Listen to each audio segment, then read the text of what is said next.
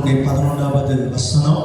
அப்போஸ்தலனாகிய பவுல் ரோமருக்கு எழுதின நிருபம் 10வது அதிகாரம் 11வது வசனம்.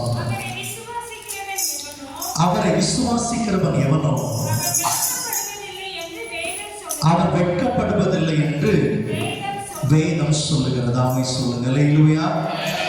அவரை இயேசு கிறிஸ்துவை விசுவாசிக்கிறவன் எவனோ அவன் வெட்கப்படுவதில்லை என்று வேதம் சொல்லுகிறது.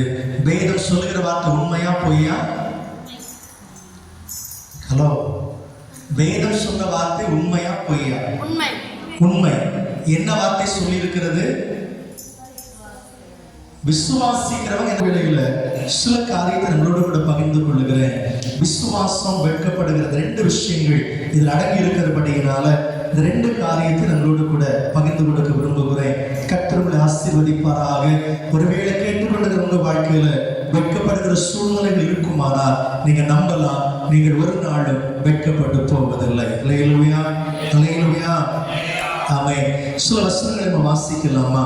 அவன் 1 தெசலோனிக்கேயர் எழுதின நிருபம் 5வது அதிகாரம் 8வது வசனம் வாசிக்கிற போது 1 தெசலோனிக்கேயர் 5:8 வாசிக்கலாம். பகலுக்குரியவர்களாகிய நாமோ தெளிந்தவர்களாய் இருந்து விசுவாசம் அன்பு என்னும் மார்க்கவசத்தையும். நல்ல கவனிங்க. இங்கே விசுவாசம் என்பது எதற்கு ஒப்புமையா சொல்லப்பட்டிருக்கிறது? மார்க்கவசம். நல்லா ஞாபகம் வச்சுக்கோங்க. ஒரு மார்க்கவசத்தை யார் அணிந்திருப்பாங்க? போர் சேவகர் அணிந்திருப்பாங்க, ராஜா அணிந்திருப்பாங்க, யுத்தத்துக்கு புறப்படுகிற அத்தனை பேர் என்ன செய்திருப்பாங்க? கண்டிப்பா இந்த மார்க்கவசம் அணிந்திருப்பாங்க. அப்போ ஒவ்வொரு ஆவிக்குரிய பிள்ளைகளும் ஒரு யுத்தத்துக்குள்ள தான் என்ன செய்றீங்க? இருக்கிறீங்க. ஏனென்றால் ஆவிக்குரியவர்களை மாம்சத்துக்குரியவர்கள் என்ன பண்ணுவாங்க? யுத்தம் பண்ணி கொண்டிருப்பார்கள். இல்லது ஆவிக்குரிய பிள்ளைகளை பிசாசானவன் என்ன பண்ணுவான்?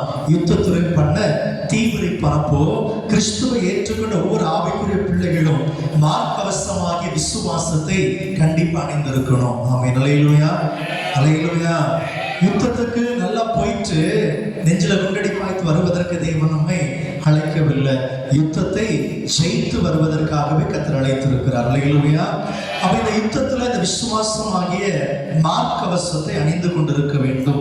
அது மாத்திரமல்ல, விசுவாசத்தை குறித்து சொல்லும்போது கலாத்தியர் 5:22 வாசிக்கிற போது ஆவியின் கனிகளில ஒன்று இந்த விசுவாசம். அப்போ நான் இயேசுவை ஏற்றுக்கொண்டேன், கிறிஸ்தவன் என்று சொல்லிக் கொள்ளுகிற எல்லாருக்குள்ளும் கண்டிப்பா இது இருக்கணும். விசுவாசம் என்கிற ஆயுதம் இருந்தே ஆகணும். அல்லேலூயா, அல்லேலூயா.